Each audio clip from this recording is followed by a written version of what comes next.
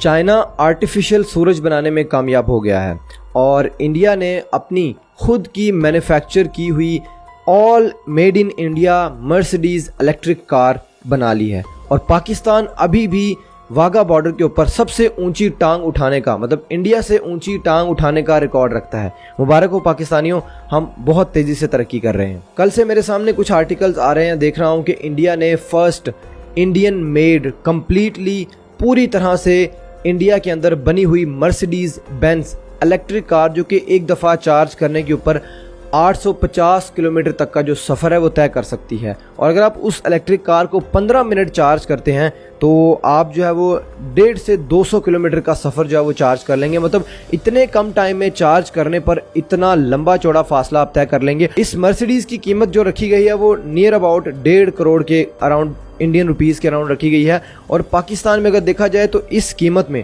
1.5 से 2 करोड़ की कीमत में, आपको 1.5 करोड़ की कीमत में, मतलब 1 करोड़ से ऊपर वाली कीमत में बड़ी मुश्किल से वो सिविक जो है वो नया मॉडल मिलती है जिसमें किसी तरह का कोई फीचर नहीं है। दूसरी गुड न्यूज़ ये है कि इंडिया के अंदर एप्पल का पहला ऑफिशियल स्टोर जो है वो मुंबई के अंदर खुल चुका है। मतलब ये कि इंडिया की बढ़ती हुई इकोनॉमी को देखते हुए एप्पल ने भी इंडिया के अंदर अपनी इन्वेस्टमेंट, इतनी बड़ी इन्वेस्टमेंट को बिल्कुल सेफ समझा और एप्पल इंडिया के अंदर इन्वेस्ट कर चुका है और वो एप्पल स्टोर खुल गया है। तीसरी गुड न्यूज़ ये है कि इंडिया की जो करेंसी INR इंडियन रुपीज़ है वो 18 मुल्कों ने ट्रेडिंग करने के लिए एक्सेप्ट कर ली है और इंडिया जो है वो UK की इकोनॉमी को बीट करने जा रहा है। हम समझते हैं कि सऊदी अरेबिया बहुत अमीर मुल्क है क्योंकि उनके पास तेल है, वो तेल बेचते हैं, लेकिन मैं आपकी जानकारी के लिए, आपके नॉलेज के लिए बता दूं, सऊदी अरेबिया ने पिछले 1 साल में जितने का तेल बेचा है उससे कहीं ज्यादा पैसों के इंडिया ने सॉफ्टवेयर्स बेचे हैं।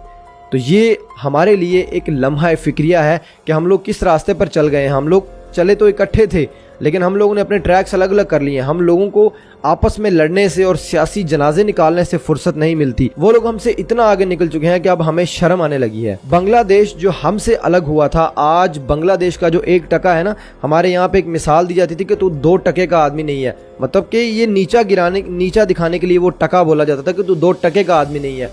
मतलब कि टका इतनी नीचे करेंसी थी पाकिस्तानी रुपीस के मुकाबले में। अब तो जो 1 टका है वो भी 1.5-2 से ऊपर पाकिस्तानी रुपीस का हो गया। अब तो हम किसी को ये भी नहीं कह सकते कि तू 2 टके का आदमी है। अब तो 1 टका भी पाकिस्तानी रुपीस से ऊपर जा चुका है और पाकिस्तानी करेंसी जो है वो टके से भी नीचे आ चुकी है।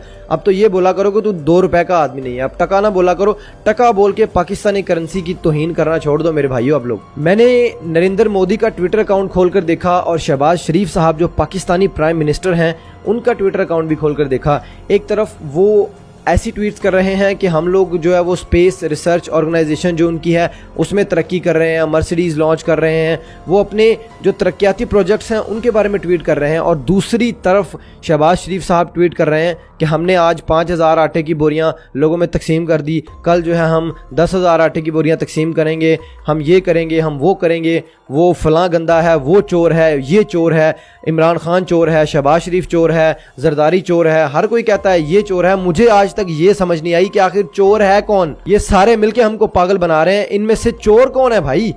वो कहता है वो चोर है, वो कहता है वो चोर है, तो चोर है कौन? हमारे मुल्क की इकोनॉमी को गिराने में किस बंदे का हाथ है? इस मुल्क को तबाह कर कौन रहा है? अब तो सिर्फ अल्लाह ताला की जात से दुआ है कि अल्लाह ताला इस मुल्क के ऊपर अपना करम करे, अपना रहम करे, अपना जो है वो खास करम हमारे ऊपर करे। जो मुल्क ला इलाहा इल्लल्लाह मोहम्मद रसूलुल्लाह की बुनियाद पर हासिल किया गया था, अल्लाह पाक ही इस मुल्क की इज्जत को बचा सकता है। वरना ये जो हमारे मुल्क के जाहिल सियासतदान हैं, इन्होंने कोई कसर नहीं छोड़ी हमारे मुल्क की इज्जत को, इकोनॉमी को मिट्टी में मिलाने में। खुदा हाफिज।